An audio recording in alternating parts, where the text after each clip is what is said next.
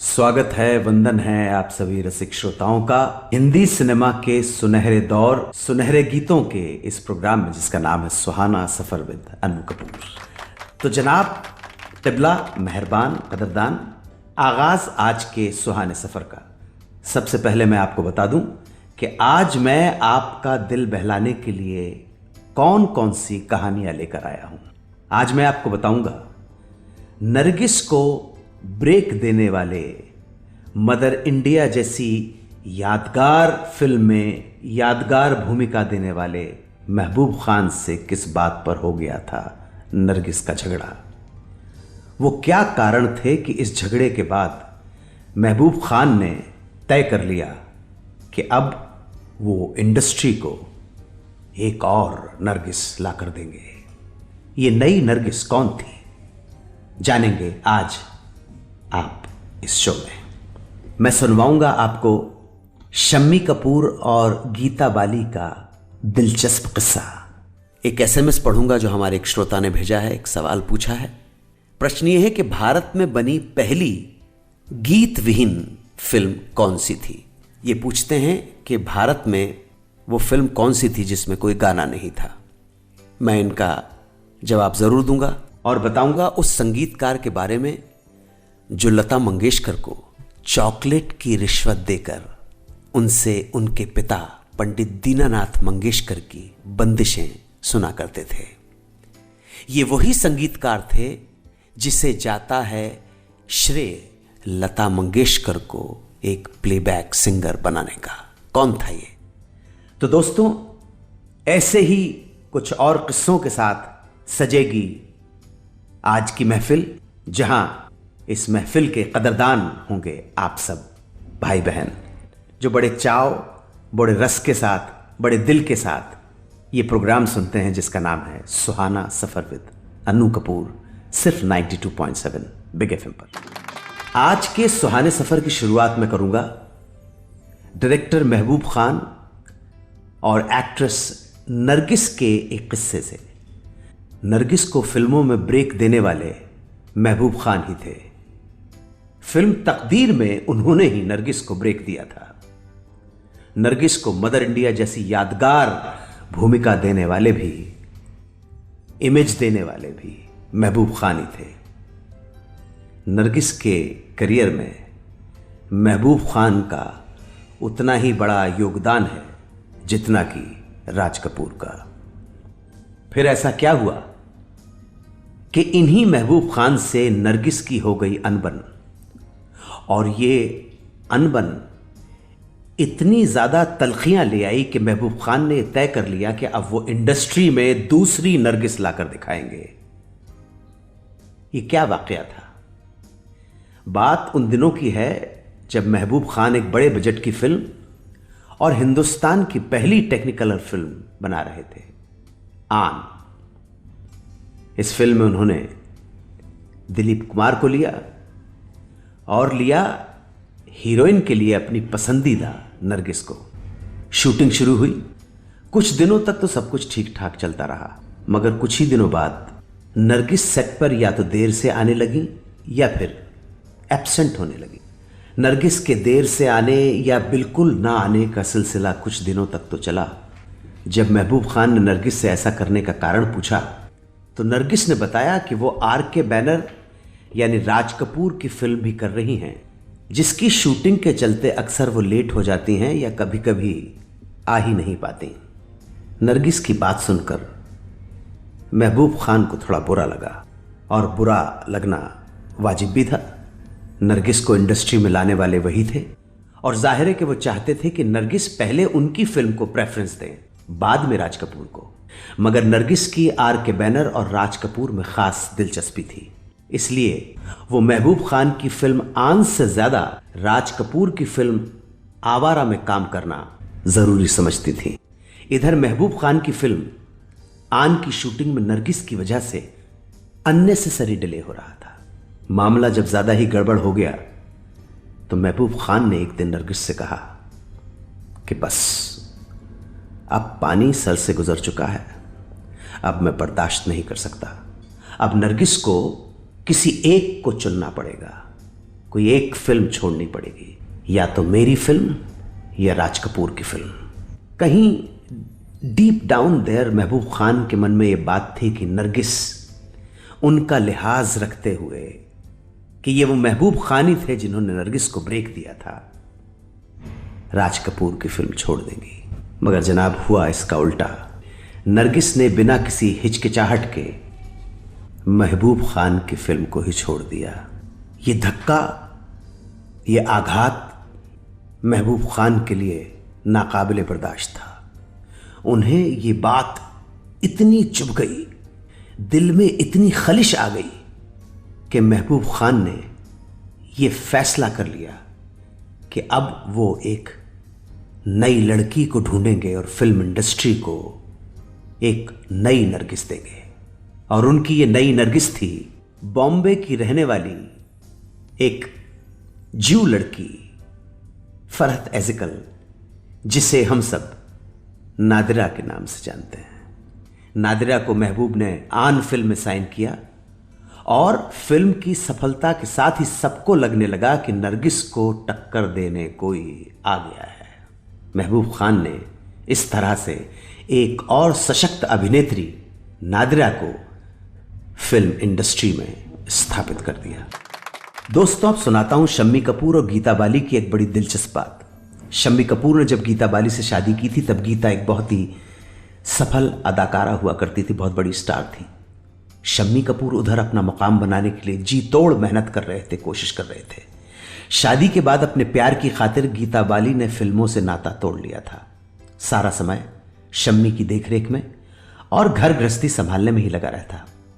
शम्मी एक के बाद एक धड़ाधड़ फिल्में किए जा रहे थे, लेकिन कोई भी फिल्म कामयाब नहीं हो पा रही थी। आलम यह था कि 19 फिल्में फ्लॉप देने के बाद उन्हें फिल्म में लेने से डायरेक्टर प्रोड्यूसर भी कतराने लगे। शम्मी की जिंदगी का यह सबसे मुश्किल दौर था। गीता हमेशा उन्हें हौसला दिया करती और मायूस होने से रोकती।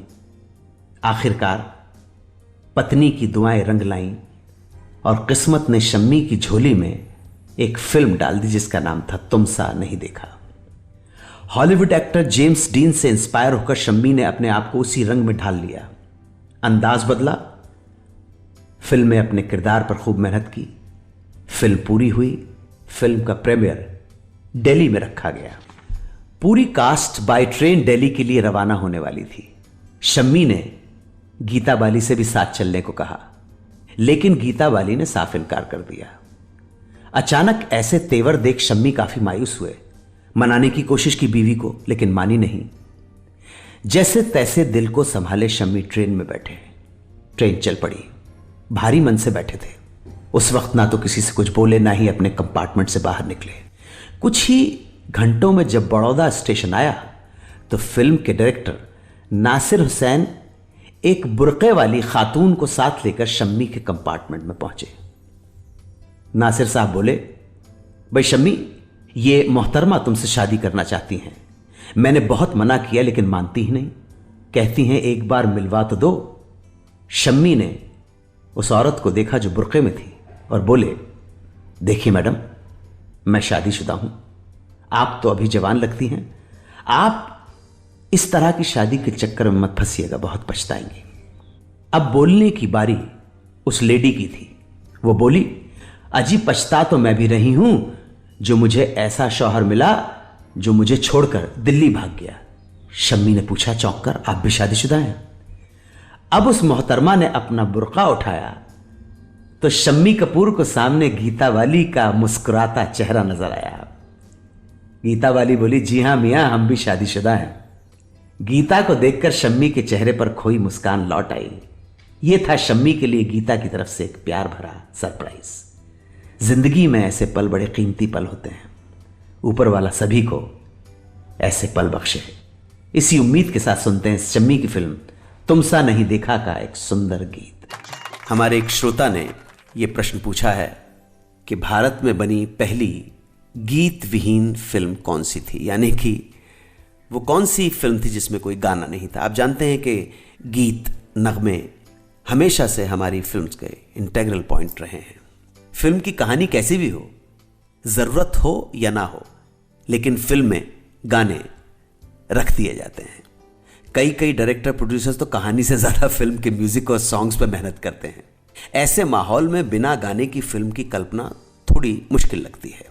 बहुत लोग ये मानते हैं कि बिना गानों के बनी पहली फिल्म राजेश खन्ना की इत्तेफाक थी, जिसे डायरेक्ट किया था यश चोपड़ा ने, प्रोड्यूस्ड बाय BR चोपड़ा। कुछ कमल हसन की फिल्म पुष्पक को मानते हैं, मगर मैं आज आपको बताना चाहता हूं कि भारत में बनी पहली फिल्म जिसमें कोई गाना नहीं था, वो फिल्म थी 1937 में प्रदर्शित हुई, जिसका नाम था नौजवान। इस फिल्म का निर्माण JBH वाडिया और होमी वाडिया की कंपनी वाडिया मूवीटोन ने किया था। डायरेक्टर थे अस्पी और फिल्म के मुख्य कलाकार थे गुलशन, हुस्न बानो, हरिश्चंद्र राव और मीनू द मिस्टिक। हालांकि इस फिल्म के रिलीज होने के बाद कई लोगों ने फिल्म में गीत ना होने की वजह से प्रोड्यूसर्स पर दर्शकों के साथ धोखाधड़ी करने के आरोप भी लगाए थे। उनका कहना था कि बिना गीतों की फिल्म बनाकर प्रोड्यूसर ने लोगों को ठगा है। हम सब जानते हैं कि लता मंगेशकर के पिता पंडित दीनानाथ मंगेशकर एक बेहतरीन कलाकार थे, संगीतज्ञ थे, गायक थे, अभिनेता थे, लेकिन बहुत कम आयु में गुजर गए थे। जिस वक्त पंडित दीनानाथ की मृत्यु हुई उस वक्त लता मंगेशकर की उम्र 12-13 साल की थी। वो एक भाई और 4 बहनों में सबसे बड़ी थी, इसलिए घर की सारी जिम्मेदारी इन नन्हे नन्हे कंधों पर ही आन पड़ी। उस जमाने के मशहूर निर्माता निर्देशक मास्टर विनायक पंडित दीनानाथ मंगेशकर के मित्र और प्रशंसक हुआ करते थे। उन्होंने पंडित दीनानाथ की मृत्यु और उनके घर के हालात को देखते हुए लता को अपने स्टूडियो प्रफुल्ल पिक्चर्स में नौकरी दे दी।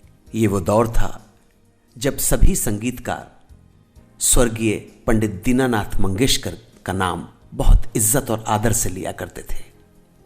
इसी प्रफुल्ल पिक्चर्स में एक संगीतकार हुआ करते थे, नाम था दत्ताजी डावजेकर। दत्ता डावजेकर वो भी पंडित दीनानाथ को बड़ा मान सम्मान दिया करते थे। उनके संगीत के, गायकी के बहुत बड़े प्रशंसक थे।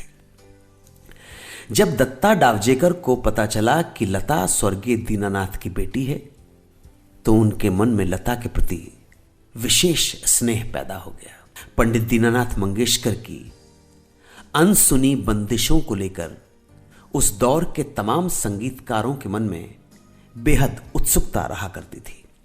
एक इंटरव्यू में संगीतकार दत्ताजी डावजेकर ने कहा कि मैं खुशकिस्मत था कि मुझे बैठे बिठाए ही पंडित दीनानाथ जी की बंदिशें सुनने समझने का मौका मिल गया। लता उस वक्त बच्ची थी, इसके बावजूद उन्हें अपने पिता की तमाम बंदिशें बहुत अच्छी तरह से याद थीं। दत्ता जी छोटी सी बच्ची लता से वो कंपोजिशन सुना करते थे। इन बंदिशों को सुनाने के लिए लता को मनाना आसान भी नहीं था। उसे मनाने के लिए उन्हें रोज एक चॉकलेट लता को खिलानी पड़ती थी। लता को चॉकलेट दिखाकर डावजेकर ये शर्त रखते थे कि पहले गाओ, उसके बाद चॉकलेट मिलेगी। और इस तरह उन्हें लता के मुंह से पंडित दीनानाथ मंगेशकर की कई अमूल्य बंदिशें सुनने का अवसर प्राप्त हुआ। लता मंगेशकर को पार्श्व गायिका बनाने का श्रेय संगीतकार दत्ताजी डावजेकर को ही जाता है। याद दिलाना चाहूंगा, 1947 में बनी फिल्म आपकी सेवा के लिए ही लता जी ने अपना पहला प्लेबैक सॉन्ग रिकॉर्ड किया था। बोल थे पा लागू करजोरी रे, शाम मोसे ना खेलो होरी। एक बार फिर आपके सामने हाजिर हूं। गुजराती के वरिष्ठ लेखक रजनी कुमार पंड्या ने विस्तार से अपनी पुस्तक आपकी परछाइयां में एक कहानी का रेफरेंस दिया है। उस किताब के हिसाब से जवाहरलाल नेहरू का पारिवारिक रिश्ता था अभिनेत्री नरगिस के साथ। हमने पढ़ा, हमारी रिसर्च टीम ने पढ़ा, लेकिन हम पूरी कोशिश करते हैं कि जो कहानियां आपके सामने लाएं उसमें प्रामाणिकता हो, ऑथेंटिसिटी हो। इस वजह से किताब का रेफरेंस और राइटर के बारे में बताने के बावजूद हम ये ट्रिविया, ये कहानी आज आपको नहीं बता पाएंगे, क्योंकि हमारी रिसर्च टीम इसकी प्रामाणिकता की, सत्यता की खोज करने में लगी हुई है। हर एंगल से क्रॉस चेक करना पड़ेगा। मामला थोड़ा गंभीर है, आसान नहीं है।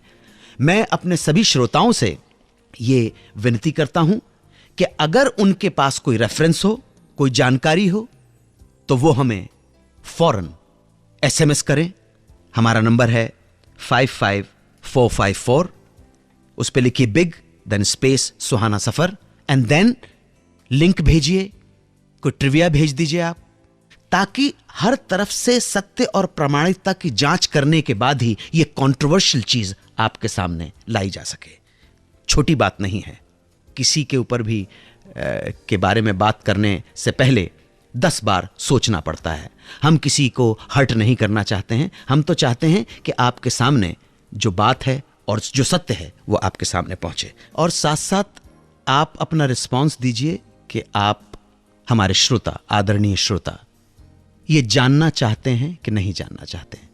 अगर आप जानना चाहते हैं तो हम बताएंगे, क्रॉस चेक करने के बाद, प्रामाणिकता की जांच करने के बाद। और अगर हमारे श्रोता चाहते हैं कि हम इस बात को यहीं पर, वो अफसाना जिसे अंजाम तक पहुंचाना मुश्किल हो, उसे एक मोड़ देकर, खूबसूरत मोड़ देकर छोड़ना, अच्छा, हम यहीं पर बंद कर देंगे। लेकिन आपके रिस्पॉन्स का इंतजार रहेगा। अभी मैंने ब्रेक से पहले आपसे कहा था, चैम्बूर की शाहीन खान ने एक सवाल पूछा है, अन्नू जी आपकी नज़र में ऐसे संगीतकार कौन है जिन्होंने गानों की चोरी नहीं की? हाँ, मैं अपने प्रोग्राम में अक्सर ये कहता रहा हूं कि किन किन लोगों ने कहां कहां से, किस किस दौर में वेस्टर्न संगीत से या ईरानियन म्यूजिक से या अरेबिक म्यूजिक से कंपोजिशन यूं की यूं ही उठा ली है। इनमें बहुत सारे नाम हैं, लेकिन फिर भी जब जब संगीतकार अपनी मिट्टी की संगीत से जुड़ा रहा, अपनी फोक संगीत से जुड़ा रहा, अपने क्लासिकल संगीत को बेस बनाकर उसने काम किया, तब तक वो ओरिजिनल रहा। बिल्कुल वही बात है कि आप जो बहन भाई सुन रहे हैं कि अगर आप में से कोई भाई किसी दिन बाऊजी की, पापा की शर्ट पहन ले, तो मैं उसको ये नहीं कह सकता कि आपने चुराया है। या कोई बहन अपनी मदर की साड़ी पहन ले, तो मैं उससे ये नहीं कह सकता कि तुमने साड़ी चुराई है। वो कहेगी नहीं भाई साहब, मैंने अपनी मम्मी की साड़ी पहनी है। तो जब आप अपनी मिट्टी की चीज है, जो आपकी अपनी विरासत है, संगीत की विरासत और साहित्य की विरासत, उसमें से कुछ लेते हैं तो वो इंस्पिरेशन मानी जाती है। इनमें दादा अनिल विश्वास का नाम है। वो दौर ही ऐसा था कि वेस्टर्न इन्फ्लुएंस पूरी तरह से आया नहीं था।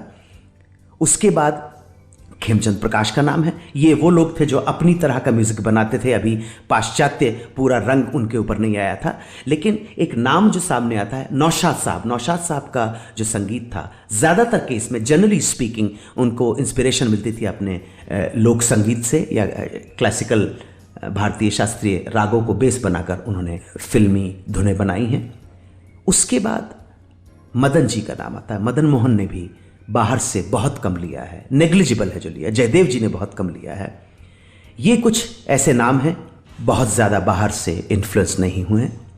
मुझे पूरी उम्मीद है कि बहन शाहीन खान को जवाब मिल गया होगा, लेकिन मैं फिर भी ओरिजिनलिटी के ऊपर, मौलिकता के ऊपर, जो नूतन है उसके ऊपर मैं भरोसा रखता हूँ। एक कहानी छोटी सी सुनाना चाहता हूँ। एक बार महाकवि सूरदास नेत्रहीन थे, तो कुछ बच्चे जो शरारती तत्व हैं, उन्होंने महाकवि सूरदास से पूछा कि आप इतना अच्छा कैसे लिख लेते हो, इतने अच्छे भजन कैसे रच लेते हो? तो महाकवि सूरदास ने कहा कि भैया जो मोय दिखे वो ही लिख दूं, मतलब जो मुझे दिखता है वो ही लिख देता हूं। लोग हंस पड़े, अंधे को दिखता है और वो लिख देता है। तो एक दिन इस तरह के प्रैंकस्टर्स ने, जो शरारती तत्व होते हैं, उन्होंने महाकवि सूरदास को श्री कृष्ण भगवान की प्रतिमा के सामने ले जाके बैठा दिया और प्रतिमा के, श्री कृष्ण की प्रतिमा को निर्वस्त्र कर दिया। जो मूर्ति थी उसके सारे कपड़े उतार दिए और कहा कि सूरदास जी, अब जो दिख रहा है लिखो। आपको मालूम है महाकवि सूरदास ने क्या लिखा था? उन्होंने लिखा, आज हम हरि देखियो नंगम नंगा। ये सृजन होता है, ये ओरिजिनलिटी होती है। ये जो सृजन जो हरि के दर्शन करवाए, किसी महात्मा पुरुष ने कहा है, जो सृजन हरि के दर्शन ना करवाए वो सृजन है ही नहीं। मुझे उम्मीद है कि जिन लोगों को ये बात समझ में आई होगी वो गहरे तक इस अनुभूति को समझ पाएंगे, मेरे विचार, मेरी बात को समझ पाएंगे और आप सबके अंदर बैठे हुए उस अनचीने, अनजाने, अनदेखे परमात्मा को सादर प्रणाम करता हूं। मेरे प्रणाम स्वीकार करें शुभकामनाओं के साथ। जय हिंद, वंदे मातरम।